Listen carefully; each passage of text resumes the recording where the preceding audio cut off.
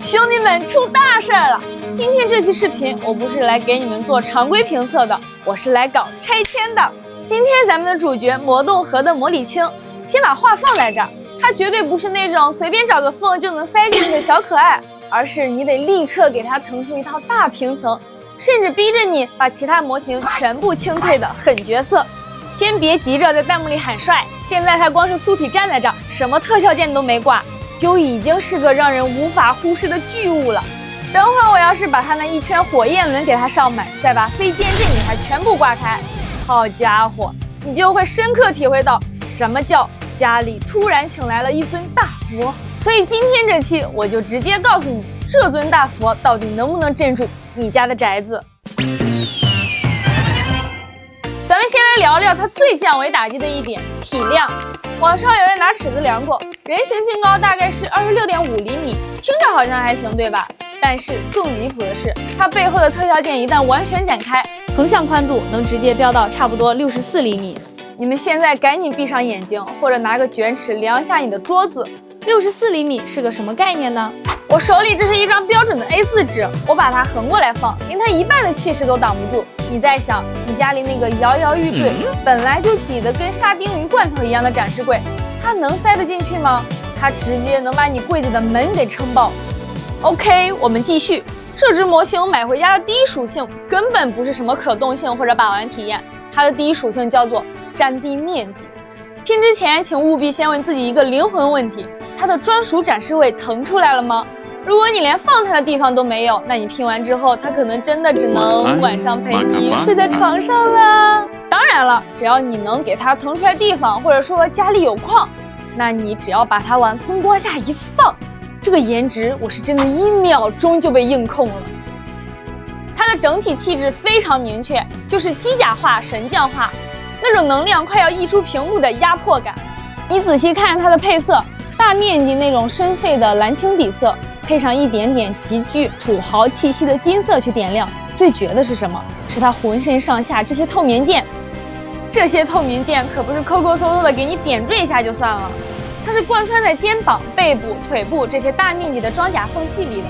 只要你给它稍微打一点光，它整个就会呈现出一种能量在流动的质感。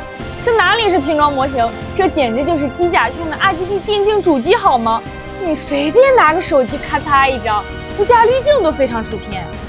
特别是背后这2圈最标志性的橙色火焰轮，单单是挂上去就已经足够夸张了。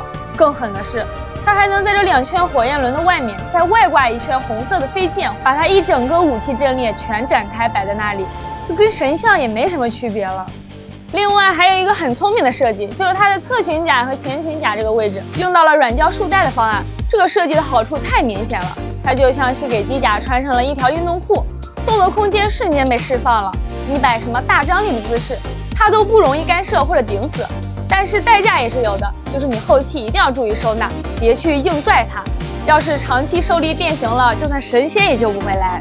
接下来到了大家最关心的把玩环节。作为魔动河家的产品，它居然不扎手。你看着它凶神恶煞的，但其实尖端的锐度控制的是相当可以。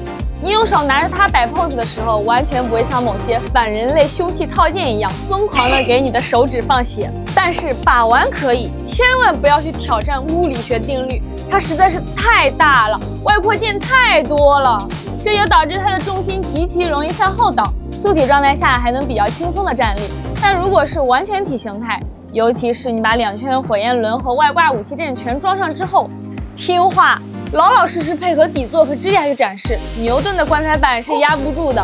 别指望它能一直裸站稳如狗，歘一下摔碎了，你哭都找不到地方。好了，总结时间，优点3句话：体量震撼，压迫感拉满，细节密度高且打光极其出片，结构上给了双材质可选，属于懂玩家痛点的好设计。配件量巨大，完全体摆出来就是妥妥的赛博镇宅神兽。缺点我也直接给3句：占地是真的占地，展示空间不够，买回去就是给自己添堵。完全体对底座支架极度依赖，想要长期摆得稳当，这一步千万别省。最后别低估它的拼装耗时，你需要准备好充足的耐心。如果你买模型的目标是短平快、轻松解压，随时能够拿在手里随便搓，那我建议你谨慎入手。但如果你就是想要一台每天下班回家看着它摆在柜子里就能爽到多扒拉2口饭的风神机甲神将，那魔力青这支绝对很难让你失望。这期视频就聊到这儿，喜欢的点个关注，这里是奥特评测，咱们下期再见。